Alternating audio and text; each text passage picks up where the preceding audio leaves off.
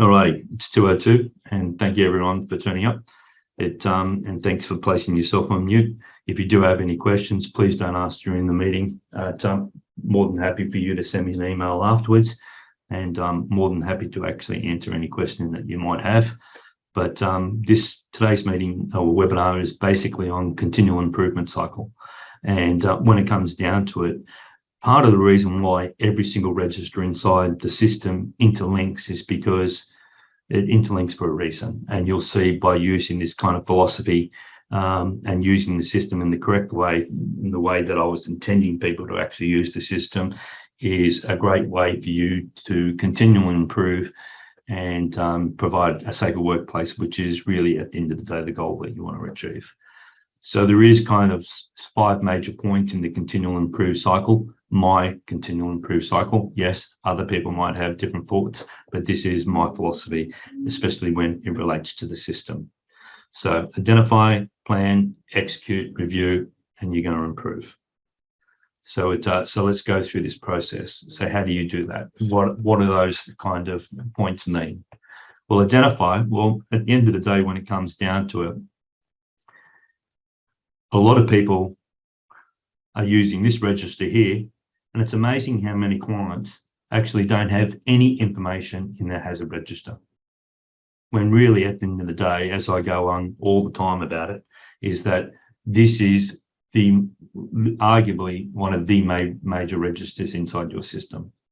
From this register here, that's where you identify your risks and hazards relating to usually activities that your employees are undertaking, plant equipment that you might be using, chemicals that you may have, or say for an example, you're looking at the sites that you're at, as well as your contractors and employees and what they're doing. Now, if you can just put yourself on mute, that'd be really good, please. So you're looking at, when it comes down to it, you should actually be using this register actually to identify, or if you wanted to, you can actually use the new risk manager inside the system, which is a more detailed kind of section.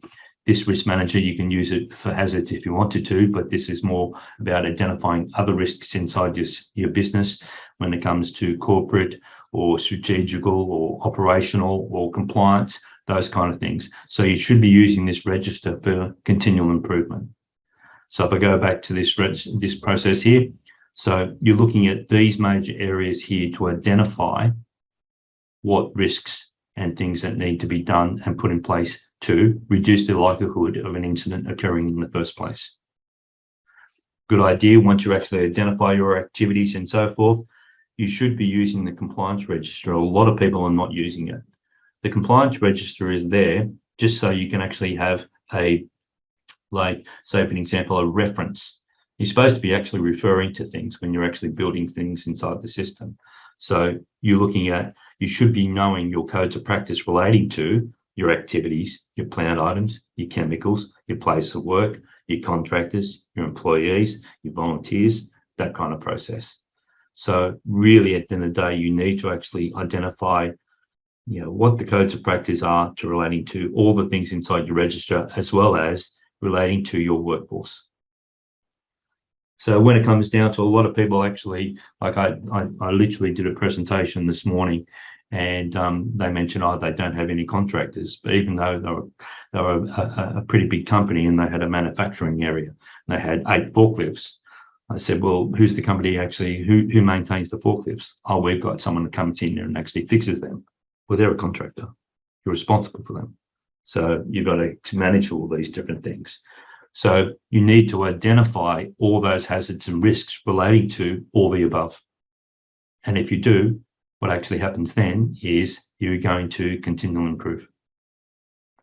So you can do the continual improvement process by literally, say for an example, using the meeting builder, which again, a lot of people aren't using to the maximum. The action register, which is linked to the hazard, it's linked to the incident, it's linked to the checklist, it's linked to the corporate risk, it's linked to the meeting builder, it's linked to the action register itself. So you should be using this register extensively, because like recently I had an incident in one of our clients' places, was a race club, where someone actually fell through fell through the grandstand roof, 7 meters. Thankfully, they lived. So but they weren't using the system the way that they should have been using the system. And the thing is, that they didn't educate your employees and all these different things. They didn't have anything records. So WorkSafe come in there, literally put the broom through them, and that's when they called me up to go down there and investigate and do all these different things. The first thing we did, we identified all the actions that need to be done, and we put them in the action register, because it actually highlights that and keeps that record. And then what you're doing, you put a review on that process and you continue improving. So all these different registers here, which are all in the system, you'll see that they all interlink. And when it comes down to interlinking, they're interlinking for a reason. You're doing something at one place, then it updates another area. Like, say, for example, the checklist feature, arguably the most used feature inside the system, and arguably the most powerful feature inside the system. And you would have seen there has been a lot of upgrades to that checklist feature in the last couple of months. There's a couple of really good features coming inside that checklist feature in the next couple of weeks, where you'll even be able to upload a picture and draw on that picture on your checklist. So but you're looking at, you should be using this for continual improvement. We'll go into that a little bit more when we get back into the system, and I'll show you how to do that. So and then when your consultation process and then developing things is very important, and then you need to implement them. So again, a lot of people are not maximizing the QR code feature where you should be. So technically, all you need to be doing is printing out QR codes for your checklist, your plan items, your activities, your chemicals, all, logging incidents and hazards, maintenance contractors, and so forth, and putting it around your facility. Because what it is that your employees, all they have to do is, obviously, as you know, go up and scan the QR code and enter it. But you've got to remember, you can actually set up that checklist or set up those items to automatically alert you that something's gone wrong or something's not right. So we're going to go into that in a little bit more detail when we're going through this webinar. And of course, what you need to be doing is reviewing. And again, we'll be going this when we log into the system. But as I say to everyone, the meeting builder, which I would have to say maybe 15% of the clients are actually using that feature to its full advantage. So you should be using that. You're having meetings all the time. Like, you're having meetings, whether it be, it doesn't just have to be a meeting inside this system, doesn't just have to be a work health and safety meeting or a toolbox talk. It could be a management meeting, because when in the meeting builder, you can actually set actions for people to actually do and makes them accountable. So what you're doing there is you're continually improving. So we're going to go through that. So you're going through all these registers and so forth to actually review all the processes that you've got in place. Yes, you might, say for an example, have identified a risk or a hazard relating to your business, but if you don't review it, well, you're not continually improving. Hence why every single register and every single process within the system has a review date. Every single process has, because that review date is actually going to help you meet continual improvement kind of legislation and standards. So that's what you should be doing. You should be setting that, and that's why you should be using the alert feature to actually alert you that, hang on a sec, something needs to be reviewed and so forth. So we'll go over how to use the alert register in better detail than you're probably using it at the moment. So let's log into the live system. So and let's go through something that the philosophy that, the basic fundamentals that you should be doing every single week. And every single week, what you should be doing is using the meeting builder. So this meeting builder, you're having meetings all the time. As I mentioned, doesn't just have to be safety meetings. So you know how to add a meeting and all those different things. I'll just select edit next to this one here. As I kind of keep on preaching, and every single time I do one of these presentations, when you're doing the meeting, the first topic should be outstanding actions. So what you do before you have your meeting, you would actually come up to the action register and you would come manage actions, and you would go publish You could do it if you wanted to from a date range from your last meeting once you get yourself organized and up to date. But I'm going to just select all items at the moment. So at the moment, might have to select all items, and you'll see that you'll probably have got a lot of actions inside your action register which are outdated. So it's a good idea, get them all cleaned up, and then start with a clean slate and say, yes, we're going to have fortnightly meetings, and we're going to actually then print out this export in the fortnightly meetings. If I go publish, sorry, there's everyone's email address that was coming to the meeting. Sorry about that. So it's but you're looking at, so the beauty about this kind of export is you'll be able to see what's overdue and what's been completed. And you'll be able to see what action it was and who was actually the person responsible. So, okay, Lisa, why is this item overdue? So therefore you can actually discuss that. By doing that kind of process, for me, that's just common sense. And that's going to clean up everything, because I know back in the day, I keep on saying, when I had waves and creating waves, I had different departments. So I had my gym department, I had my swim department, I had the lifeguard department, I had the counter department. Each one of those departments had a manager, and they were accountable for their budgets and all those different things to goals that I had set for them to actually achieve. So we would actually have a fortnightly meeting, and we would actually go through all the different things, and we'd go through actions that had been set from the previous meeting. That was our first agenda items, actions from the previous meeting that had not been done. And then basically then we get into the new stuff. But I used to actually print out just an Excel spreadsheet of all the actions that we actually had signed from the previous meeting. And I'd say, oh, okay, Michael, have you actually done this? Or no, I haven't. Why not? Now, he might have an excuse.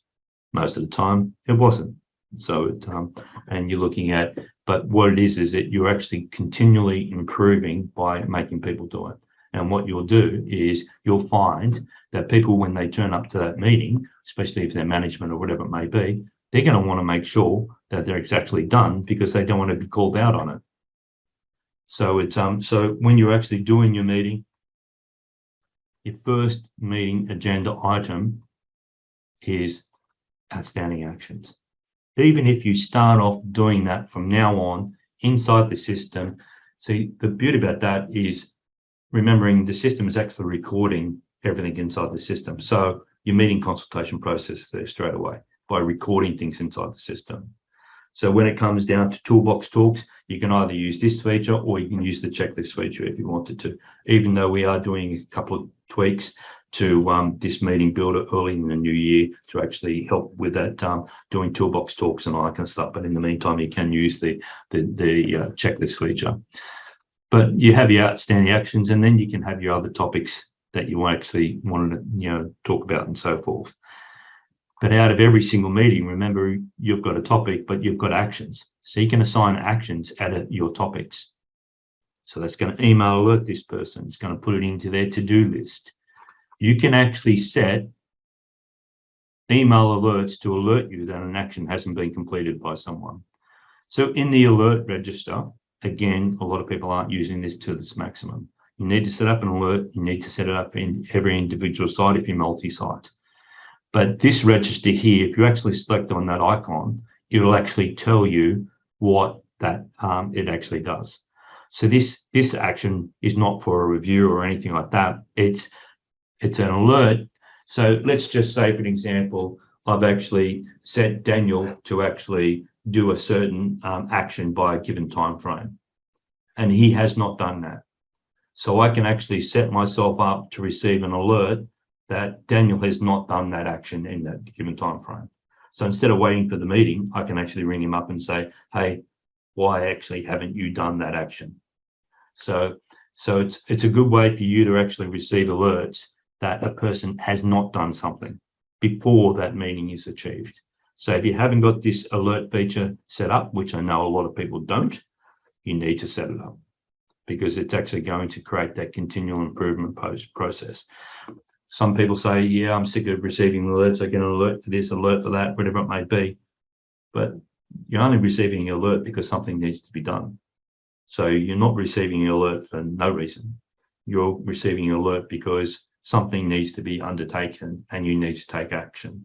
So the system is doing what it's been designed to do, is making sure that you're keeping everything up to date. So using the meeting builder in conjunction with the alert feature and the action feature is a great way for you to immediately show continual improvement. You should be doing it. So it's other kind of features inside the system that you can actually do.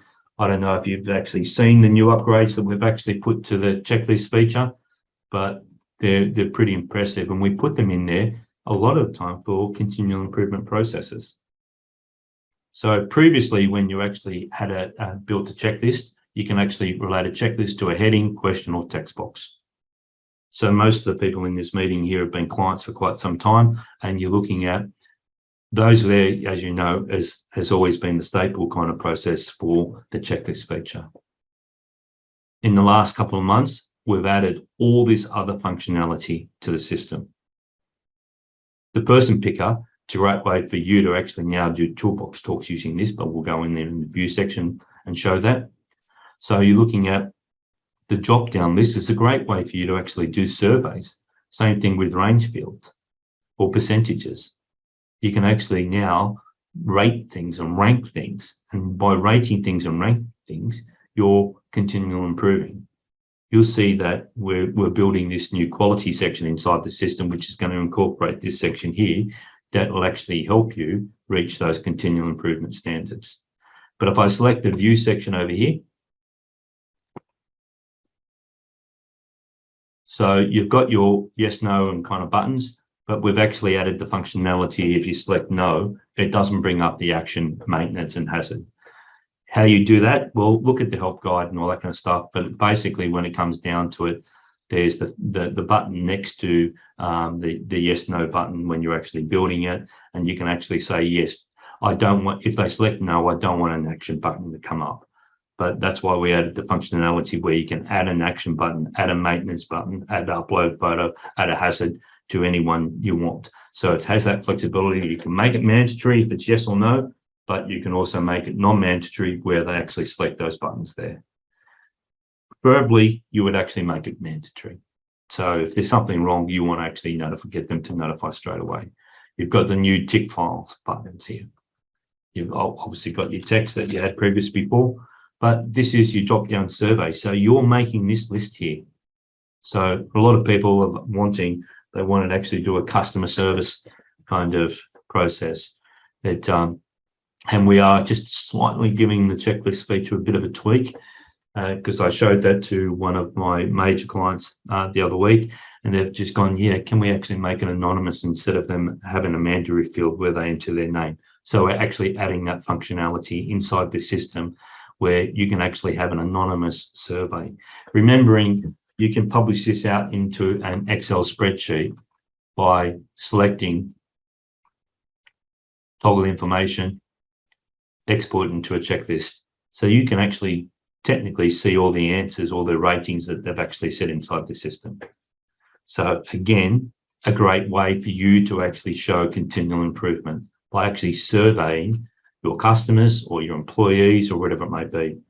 You've got a rating. Remember, you can actually create that score out of whatever it is number you want. Out of 20, out of 50, out of 100, out of 1,000. Totally up to you. You've got a percentage rate. You've got a major text box. You have got a date range, even though it does actually timestamp the date, as you know. But a lot of people have gone, oh, they want to actually have a different date field because it might be different than the date that this checklist was done. And again, time field, even though it does time stamp the time and date the checklist is done, a lot of people have gone, yeah, but I just want to know how long they were doing that activity for, an hour, 2 hours, whatever it may be. You'll see that we'll be interlinking that into the plant section next year as well. So you'll be able to do competencies relating to how many times you actually used a machine for, okay, they've got to use it for 500 hours, it'll calculate all this kind of stuff. So it'll be a good feature. You actually can create this list here, but also this is where you can actually, this is picking up my employee register, so I can actually put it there to say these people turned up to the toolbox talk. So it's if you're not using the checklist feature for continual improvement, you should be. You should be. So again, meeting feature, you should be using that constantly. So relating to the alert and action. So print out your actions, build your meeting, have your meeting, set email alerts to alert you that actions haven't been done, and then straight away you're actually improving immediately. So let's go to the audit feature. So the audit feature is a unique feature. So it's a process where you can actually build your own audit inside the system. So it's very similar to the checklist builder, but you can actually have a heading, subheading, question, subtext, whatever it may be. You can even rate that question if you wanted to. So the beauty about this is that I got this idea from a client, went to a training day, and this is years ago, and she had all these documents all over her desk. I said, Lee, what are you doing? She goes, oh, I've got the auditor coming in to do ISO 9001 on Friday. I'm just printing out everything and putting them all together, the policies and the checklist and so forth. And I just went, it just doesn't make sense. Why not actually create a feature that links everything throughout the system? So this area here is actually picking up your registers throughout your system, and this is picking up the data throughout the system. So recently I actually built 45,001 in my demo system as an audit, but then I actually built all the corresponding checklists relating to 45,001 in my checklist feature. So then you do the checklist. So if I actually come to the checklist and I select save an example, I'll just select edit next view next to this one. So it's got leadership, and I'm going, oh, am I conforming, whatever it may be, when my computer decides to work again. So I can say, yeah, I'm conforming, and so forth. So I can go through that. But then what I'm actually using there is I'm actually using the audit builder to relate that checklist to that evidence item. So using this is picking up your registers. This is picking up the information inside the registers. Yes, you can upload a graphic and you can add as many as you wish. Obviously, you can build the audit that we actually built inside the system for 45,001. And Mary, who's my assistant, who's on this meeting here, she actually is doing just now at the moment for me 9,001. So 9,001 will be built inside the demo system. You know what, if you do actually want them inside your system, just send me an email and I can get the girls to actually do that for you. So the beauty about that is, let's go to the findings. So you've actually built your audit inside the system and you've related all your information for your evidence relating to that item. So now it's actually just sitting here. So normally the auditor would come in and you would actually sit down with that auditor and go through that. So, and then they can say, oh, that's your environmental management plan. They can select on that. It'll actually take them straight to the log of that item. They can say, good show, whatever it may be. They can make recommendations. It'll put it into your action register. And you can actually do that for continual improvement. They can rank you and they can give you an assessment. So this is, say for an example, a great feature for you to identify where you're kind of lacking. So it's, I did actually create this document many moons ago, but really it's still relevant.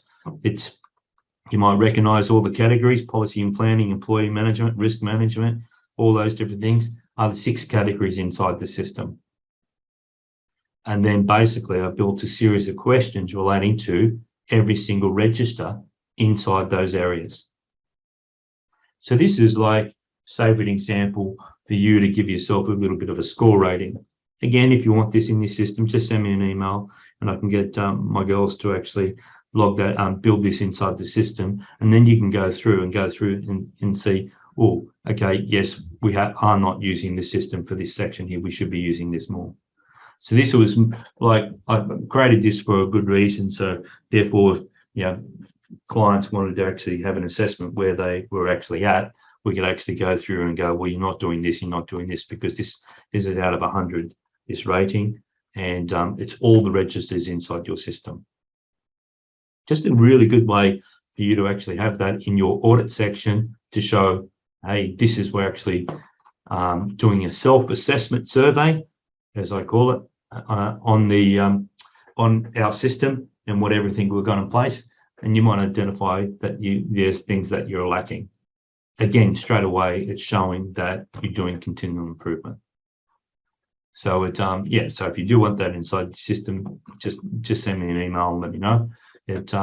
But you're looking at, when it comes down to it, using the system, and especially, say for an example, the induction section, to actually induct your employees in all these processes to the all the process that you've actually identified and implementing. What you just need to do is make sure that your employees are actually inducted in that kind of process. There is some certain clients using that feature to the nth degree, which is fantastic. So URM is one of those clients. They actually have 20 inductions inside the system, 10 for drivers, 10 for the loaders. They're a big waste management company with their garbage truck, over 50 garbage trucks, and they induct their employees every 6 months into those 10 inductions each, every 6 months.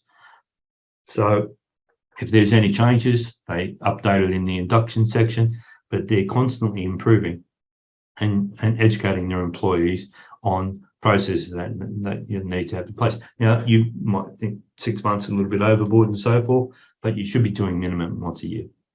So it's and inducting your employees, because things obviously are going to change over a period of time, and you know, whether it be the facility, whether it be your policies, whether it be your standards, it might be codes of practice, whatever it may be, there's new things that's going to be in place over a certain period of time.